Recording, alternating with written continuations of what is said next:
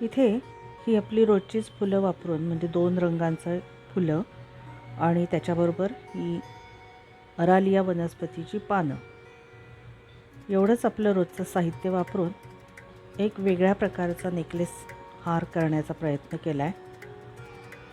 Necklace हार म्हणजे या पद्धतीनं जसं आपण महिला नेकलेस वापरतो, एका साईडला पेंडंट असतं, त्या प्रकारचा हार करण्याचा हा मी प्रयत्न केला आहे.